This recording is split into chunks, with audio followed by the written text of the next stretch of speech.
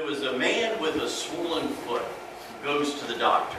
And after careful examination, the doctor hands the man a pill so big that it would almost choke a horse. "I'll be right back with some water," the doctor said. Well, the doctor had been gone a while, and the man was losing patience. Everybody been there with me? He hobbles out to the drinking fountain, forces that pill down his throat.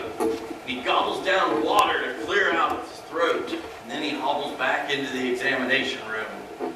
And wouldn't you know it, just then the doctor comes back with a bucket of warm water. "Okay, now after the tablet dissolves, soak that foot for about 20 minutes.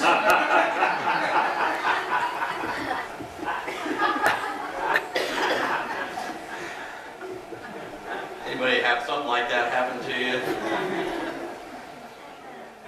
We've made many mistakes losing our patience, haven't we? I know I have. Very many. Well, as we conclude our series this week in the narratives of Elijah, we've actually moved to a story that you probably observed is from Elisha's ministry.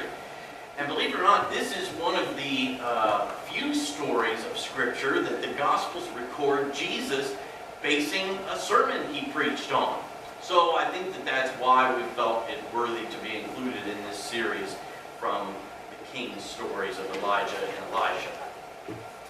Starts out by telling us that Naaman was a very highly regarded commander in the Syrian army, an enemy army here. He was regarded highly by his king, and the writer of 2 Kings recognized that the favor of the God of Israel was with him because of his victories, even the victories that he had over Israel. And that's how the author of 2 Kings saw how God was working in history during the time of Israel's disobedience. But there was a fact about Naaman that he preferred not to speak of. He had leprosy. Now, leprosy in the Bible speaks of many different skin diseases, including what we now would call leprosy, or otherwise called Hansen's disease. He was unable to go to worship. He could occasionally be quarantined, and therefore could be unable to do his job as general. That, therefore, was a serious issue with him, not just physically, but also vocationally and very much socially. And this is something that, let's face it, it's tough to think about. This is a word from God, or at least can be, that if we're open to it, it might bring to the surface that within our life that we also would rather keep hidden underneath the surface where nobody else can see. Each of us, I heard somebody say this week, and I know it's the truth, we all have an embarrassing truth about ourselves that we would prefer to keep unknown if possible. It might be a truth from our past or our present, of us physically, or maybe socially or spiritually. And some of us keep quiet about it for decades. I was watching a video not too long ago that featured the testimony of a junior SS squad leader, Oscar Bruning was his name, who was very much involved in the Auschwitz death camp during World War II in Poland. And he never spoke, would not even speak with his family about his involvement in that until very recently, when he decided it was important for him to speak out in order to debunk the theory that the Holocaust never happened. He knew he was taking a great risk in speaking about it, and sure enough, it eventually resulted in him being charged and tried as an accessory to murder of over 300,000 Jews. And last year, he began serving a prison sentence as a result. For many of us, our painful truth may not be anything that approaches that degree of notoriousness. Is that a word? Close to it, I think. For several years, and this is probably the exact opposite, for several years, I kept the truth totally quiet that I got a paddling my freshman year of high school. I was deathly afraid of others, but particularly my parents, finding out that I had been bad in school and been found out. And you can guess, yes, I've opted for the paddling instead of detention because I knew detention was an automatic giveaway. No hiding there. And I know in a group this size that there are many secrets that will never see the light of day. And by the way, that secret about me did eventually reach my mother, many years later, beyond the statute of limitations, I guess. But it may be that you or a family member are secretly battling addiction to one thing or another, or maybe it's that your marriage is on the rocks, or it may be that you or a family member are living with scars from past actions that you feel you can't trust opening up with to anyone. Or it could be a physical or emotional condition that you just don't care to have others know about. For years there was, and in some places I think still is, at least with some folks, an awful stigma attached to mental illnesses like depression or bipolar disorder. And because of that, families keep things like that hush-hush. And some secrets are probably best kept quiet. I read this in Dear Abby all the time. She says, well, nobody's known about it this long. Why stir it up now? But sometimes keeping a painful secret from others prevents the possibility of the needed healing for our life. We know Naaman's leprosy could not be kept a complete secret. This leprosy is so overwhelming that it overshadows the rest of his personhood. Well, it just so happened while he was watching cable TV one night, he sees an ad from the king of a neighboring nation that's offering a cure. All he has to do is dial that toll-free number, right? Well, that's not exactly how it turned out, but almost. It was a tip from a young girl who was familiar with Elijah's work, an Israelite girl who'd been captured on one of the Aramean raids. And to Naaman, this sounds great. Let's get right on it. And sure enough, he did. The only thing is, he didn't realize that when he dialed the number, he'd have to wait on hold and then get transferred 2 times to the right office before anything would happen. And then, when he finally got to see the doctor never came into the office. He sent his nurse to give him a crazy prescription. Have you ever had a day at the office like that? What a strange prescription it was. Almost as big as that horse pill, that horse-sized pill I was telling you about. Go dip in the Jordan 7 times. Well, that was a letdown for Naaman. Naaman's angry, but anger is more likely a cover-up for his deep disappointment and his sadness. Now he feels he'll just have to return the way he was. He really is. Go take a dip in the Ohio River 7 times, with all of its dirt, with its pollution and mud. There are way better rivers back home, like the Kanawha River or the New River, something like that. And he says, I thought that for me, he would at least come out and say a few prayers and just wave his hand over that spot, and it would all be healed. This guy's a fraud. And he walks up. There's a story told about Wilt Chamberlain. Anybody here Wilt Chamberlain fans? He was in basketball long before hardly I came along, so I came kind of late to the game. But he was a great basketball player. And according to the story, he was tremendous and formidable on the floor, but he was awful at what? Does anybody know? There you go. You'll remember. He was terrible at throwing the free throws. He could have added another 15 points or so to every game if he could only get better at that, but he just couldn't.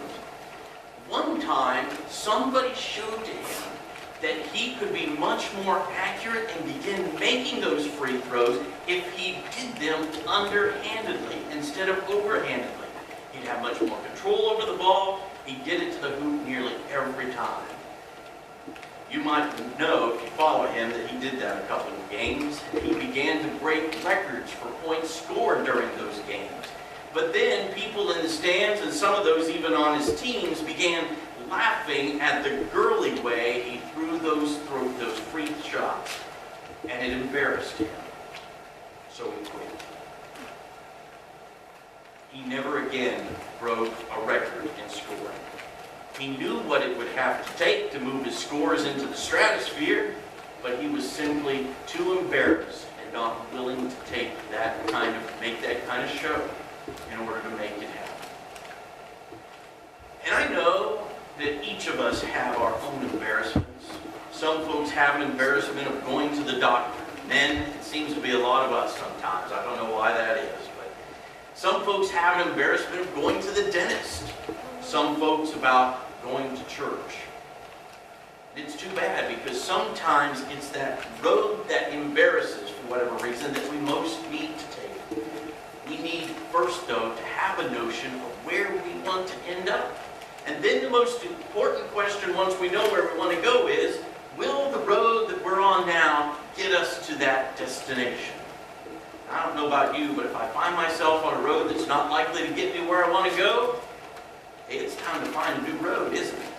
Or else we know what's going to happen. Same thing with doing a maze. Now, lest you think that I've always jumped at the opportunity to switch roads, I want you to know that that's not the case either, because we all have struggles with getting the get up and go, especially into one of those places that we feel a little vulnerable. I'm not embarrassed by that, though, because Naaman needed that too, and he got it from his servants who were rooting for him. And here's a few takeaways from the story for us today. Notice the benefit of community. The story begins with Naaman taking a cue from a servant girl.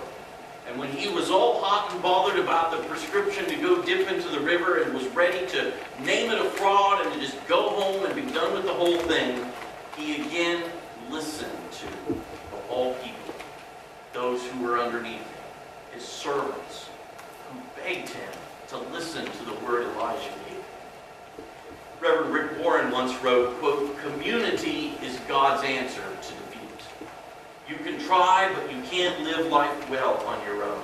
We all need other people to walk with us, to work with us, and to watch out for us." For some of us, the thought of sharing our life and being vulnerable with our fears or mistakes are scary.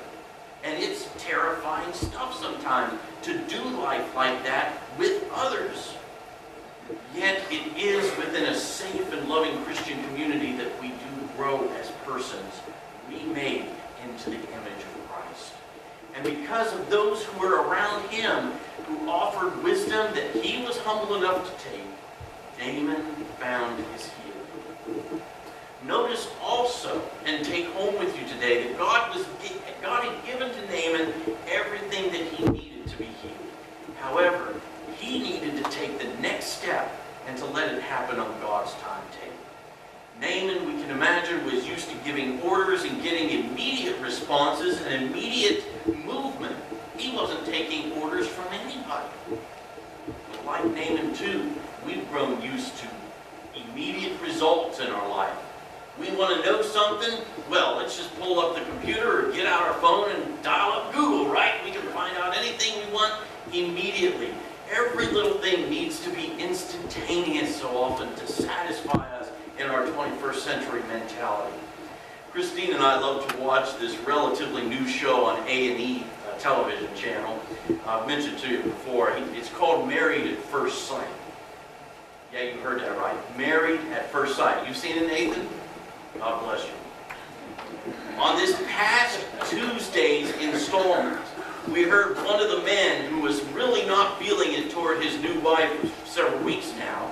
He said that when he got matched by these professional relationship experts, he didn't think he'd have to do anything to make the marriage work.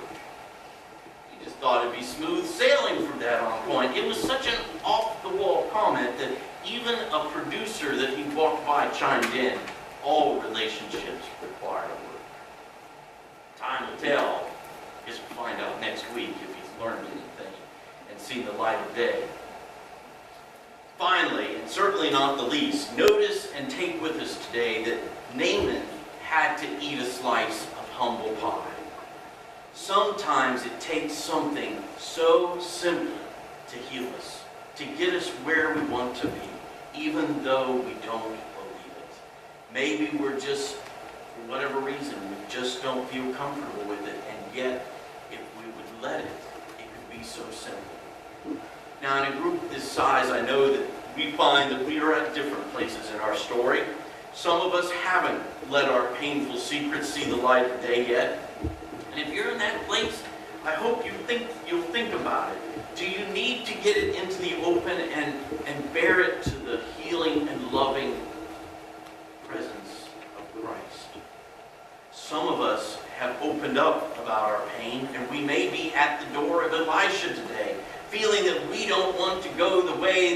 description from the prophet has told us we need to go.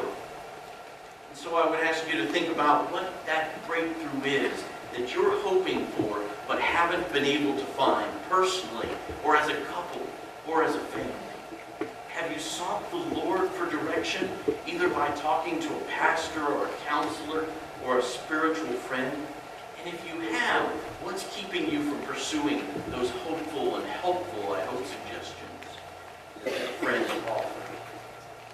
The story clearly tells us that God is the source of healing for everyone.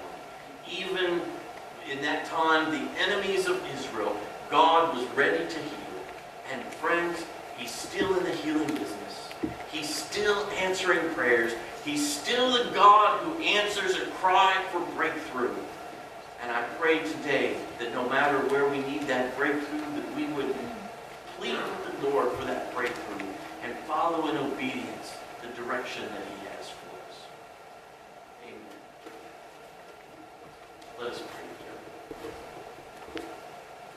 Lord Jesus, I pray for each one here today who's needing that breakthrough, no matter what it might be in their life.